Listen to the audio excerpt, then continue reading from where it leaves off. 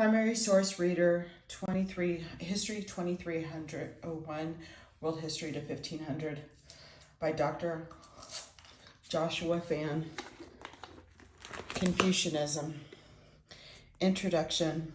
Confucianism is one of the most philosophy in Chinese history, and it not only profoundly influenced China, but it also its neighbors throughout history. This teaching grew out of the final days of the Zhou dynasty, 770 to 256 BCE, due to intense competition among various states.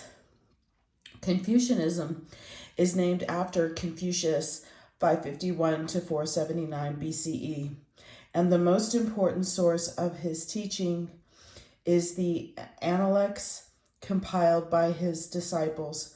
The most famous Confucian scholar other than Confucius was Mencius, 372 to 289 BCE, and together with Zunzi, 313 to 238 BCE, they also contributed to Confucianism. Questions for the response paper. According to Confucianism, what makes a good government and what constitutes a good ruler? What are the qualities of Confucian Junji, superior man or gentleman? How does he differ from Zioren, mean, petty, small man? Compare to and contrast Mencius to Zunzi's discussion on human nature. Which one do you agree with and why? Compare and contrast Zunzi's discussion on Tian, heaven, with our earlier reading on Mandate of Heaven, Chapter 4. Which one do you agree with and why? Primary text selection from Analects. Rectification of names. The Duke of Jing of Qi asked Confucius about government. Confucius replied, "There is government when the prince is prince and the minister is minister, when the father is father and the son is son." "Good," said the Duke. "If indeed the prince be not prince, the minister not minister, the father not father, and the son not son, although I have my revenue, can I enjoy it?" Government. The master said, "He who exercises government by means of his virtue may be compared to the North Polar Star, which keeps its place and all the stars turned towards it." The master said, "If the people be led by laws and uniformity sought to be given them by punishments, they will try to avoid the punishment, but have no sense of shame. If they be led by virtue and uniformity sought to be given them by the rules of propriety, they will have the sense of shame and moreover will become good. When a country is well governed, poverty and a mean condition are things to be ashamed of. When a country is ill governed, riches and honor are things to be ashamed of.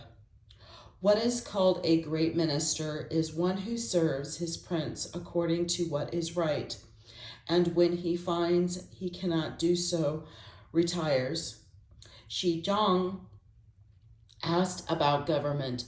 The master said, "The requisites of government are that there be sufficiency of food, sufficiency of military equipment, and the confidence of the people in their ruler." Shi Gong said, "If it cannot be helped, and one of these must be dispensed with, which of the three should be forgone first?" "The military equipment," said the master. Shi Gong again asked, "If it cannot be helped, and one of the remaining two must be dispensed with, which of them should be forgone?" The master answered, "Part with the food. From old death has been the lot of men. But if the people have no faith in their rulers, there is no standing for the state." Shi Kang asked Confucius about government. Confucius replied, "To govern means to rectify. If you lead on the people with correctness, who will dare not to be correct?" Shi Kang asked Confucius about government, saying, "What do you say to killing the unprincipled for the good of the principled?" Confucius replied, "Sir, in carrying on your government, why should you use killing at all?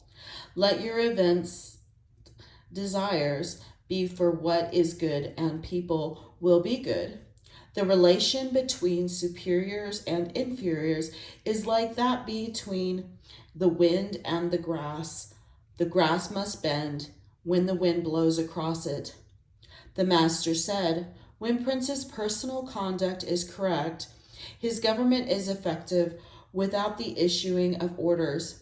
If his personal conduct is not correct, he may issue orders, but they will not be followed." Shunshi, superior man or gentleman. Shi Zhong asked what is constituted the superior man.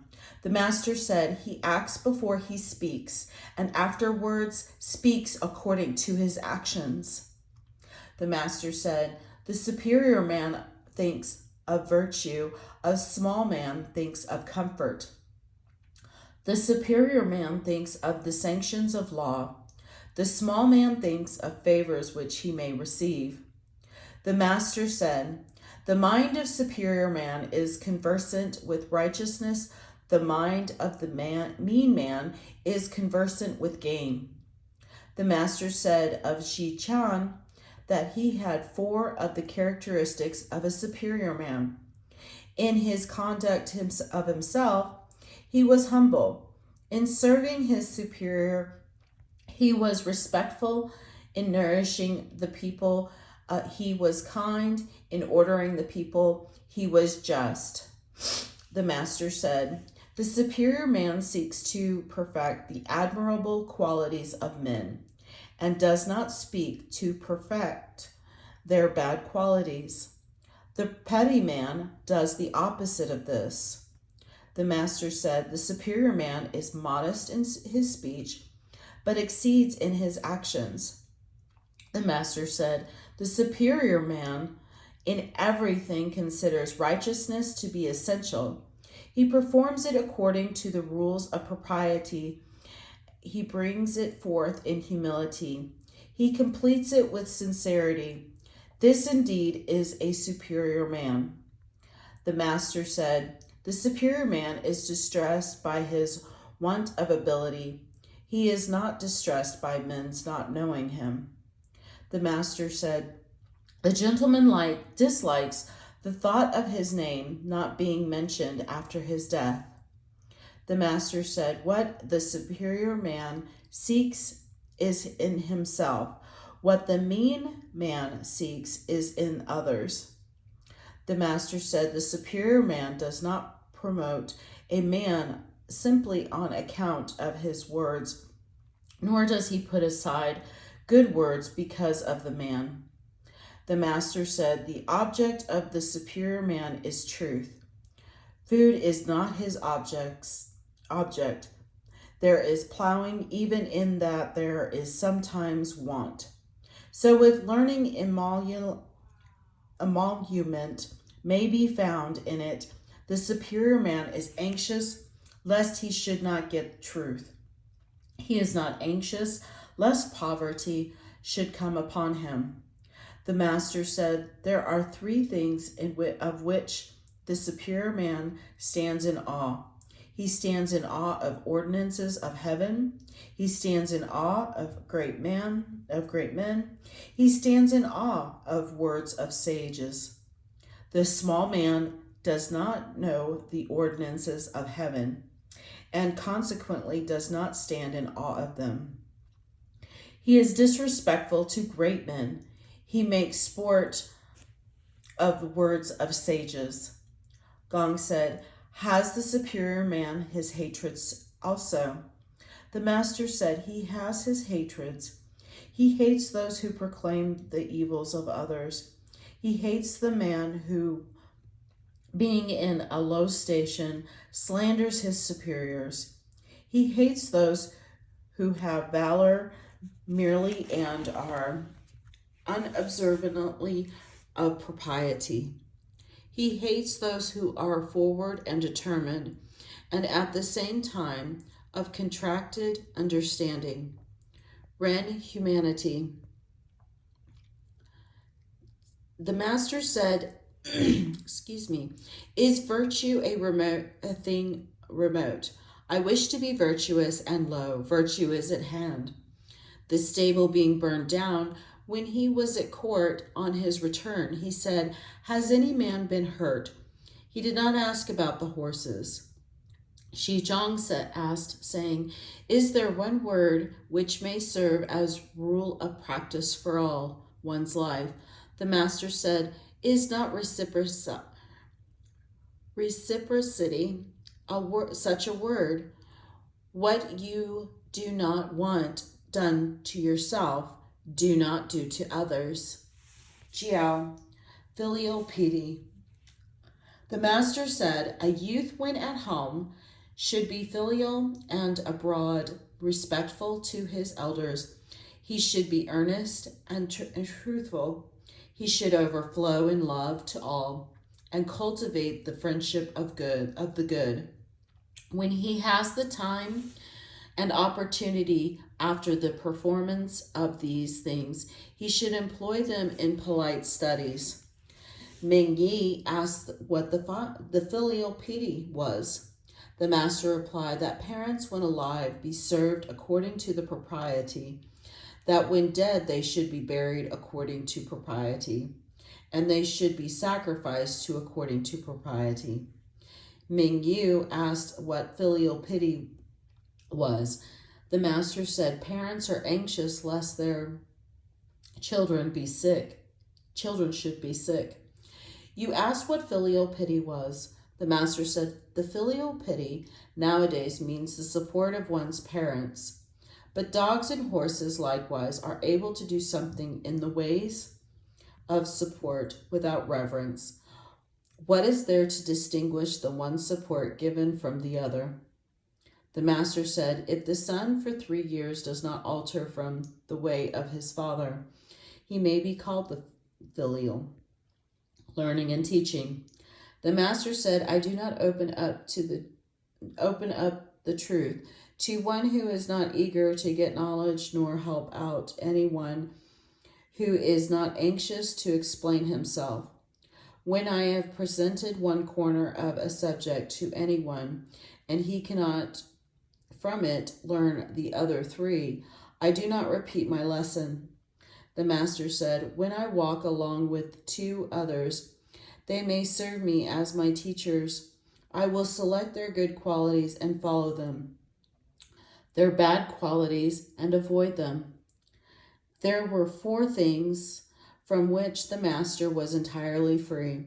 He had no foregone conclusions, no arbitrary predeterminations, no obstinacy, and no egoism. The master said, in teaching there should be no distinction of classes. Confucius said, those who are born with the possession of knowledge are the highest class of men. Those who learn and so readily get possession of knowledge are the next. Those who are dull and stupid and yet compass the learning are another class next to these. As to those who are dull and stupid and yet do not learn, they are the lowest of the people. The master said, by nature men are nearly alike. By practice they get to be wide apart. Primary text selections from Mencius. Human nature. Mencius said, all men have a mind which cannot bear to see the sufferings of others. When I say that all men have a mind which cannot bear to see the sufferings of others, my meaning may be illustrated. Thus, even nowadays, if an infant were about to fall into a well, anyone would be upset and concerned. This concern would not be due to the fact that the person wanted to get in good with the baby's parents, or because he or she wanted to improve his or her reputation among the community or among his or her circle of friends, nor would it be because he or she was afraid of criticism that might result from a show of non-concern. From this point of view, we can say that if you did lack concern for the infant, you would not be human. Also, to lack a sense of shame and disgust would not be human. To lack a feeling of humility and difference is to be inhuman. And to lack a sense of right and wrong is to be inhuman. The philosopher Gao said, "Man's nature is like water whirling round in a corner. Open passage for it to the east, and it will flow to the east. Open a passage for it to the west, and it will flow to the west." Man's nature is indifferent to good and evil, just as the water is indifferent to the east and west. Mencius replied, "Water indeed will flow indifferently to the east or west, but will it flow indifferently up or down? The tendencies man's nature to good is like tendency of water to flow downwards. There are none but have this tendency to good, just as all water flows downwards. Now by striking water and causing it to leap up, you may make it go over your forehead, and be damming and leading it, you may force it up a hill. But are such movements according to the nature of water? It is the force applied which causes them. When men are made to do what is not good, their nature is dealt with in this way. Primary text selections from the Zunchi. A discussion on human nature. Human nature is bad. Good is a human product. Human nature is such that people are born with love of profit. If they follow these inclinations, they will struggle and snatch from each other, and inclinations to defer or yield will die. They are born with fears and hatreds. If they follow them, they will become violent, and tendencies toward good faith will die.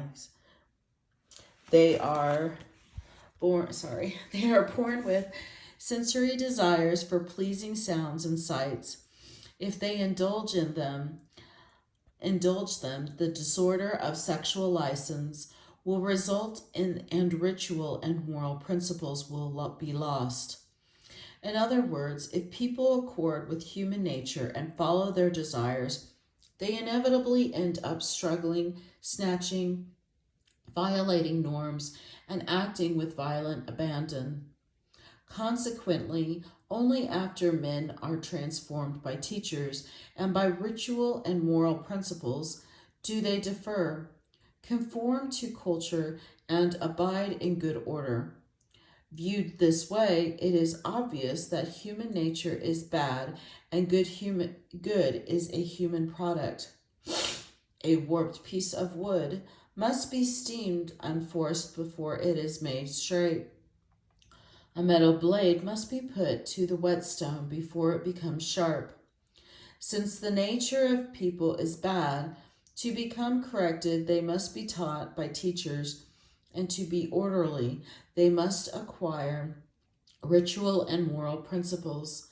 When people lack teachers, their tendencies are not corrected. When they do not have ritual or morals principles, then their lawlessness is not controlled.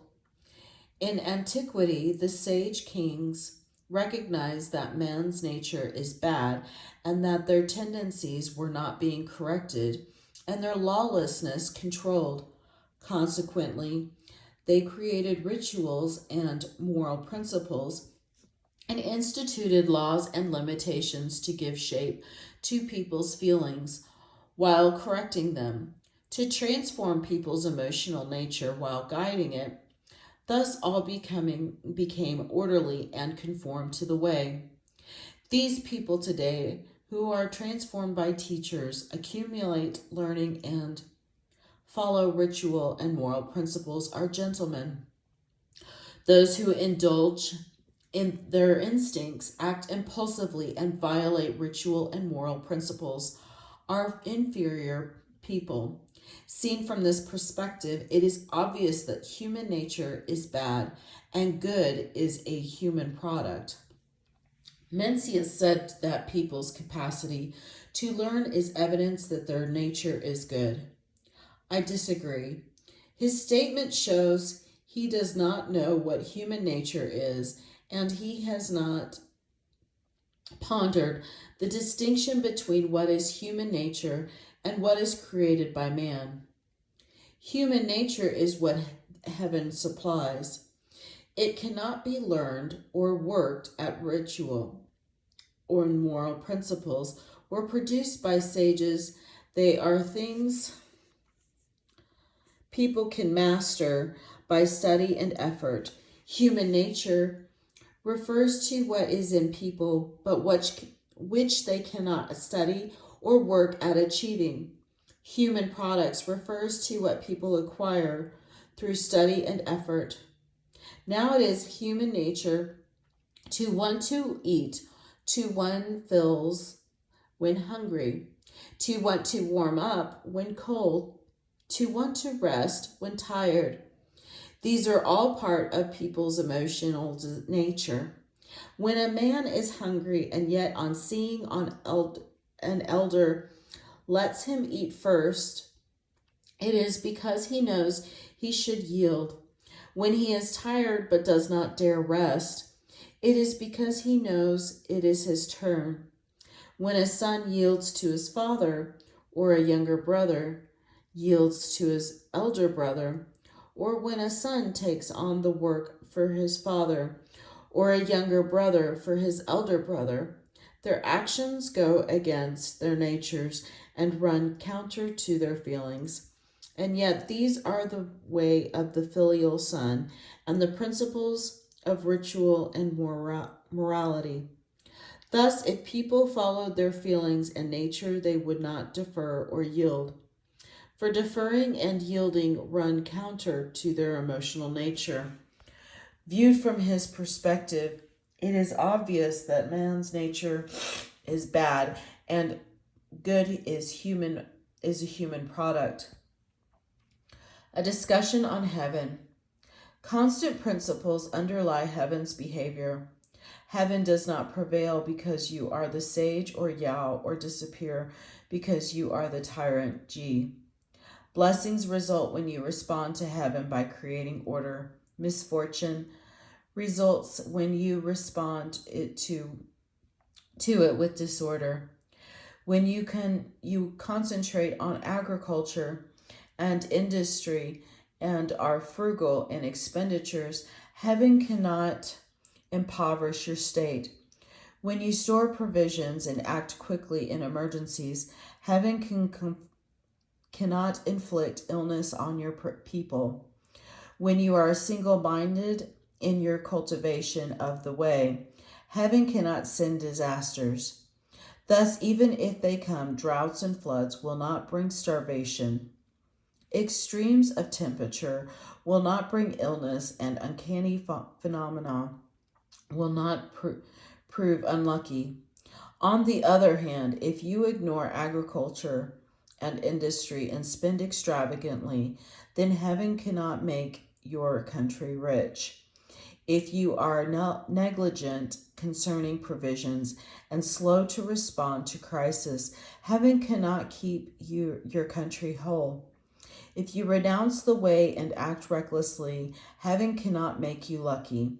In such a case, starvation will result even without flood or drought. Illness will occur even without severe weather. Misfortunes will occur without an uncanny phenomenon. It is your way that is responsible. Thus, those who can distinguish what is in the realm of heaven, what is in the realm of man, are men of the highest order. Are order and disorder the product of heaven? I say the sun and the moon, the stars and the constellations are the same as they were in the time of U and G. U brought order, G created disorder. So order and disorder do not come from heaven. Are they a product of the seasons? I say plants and sprout and grow in spring and summer and are harvested and stored in fall and winter, just the way they were during the reigns of U and G. Yet U brought order, G disorder. So order and disorder are not the product of seasons. Is it land then? I say obtaining land leads to life, losing it leads to death, just as in the time of U and G. Yet U brought order, G disorder. So order and disorder are not a product of land. Why does it rain after a prayer for rain? I say for no reason. It is the same as raining when you had not prayed. When there is an eclipse of the sun or moon, you, quote, save it. When there is a drought, you pray for rain. When an important decision is to be made, you divine it is not that you can get anything by doing so. It is just decoration. Hence the gentleman considers the ornament, but the common people think spirits are involved. To consider them ornament is auspicious. To consider them spiritual acts is inauspicious. That is the end of Confucianism.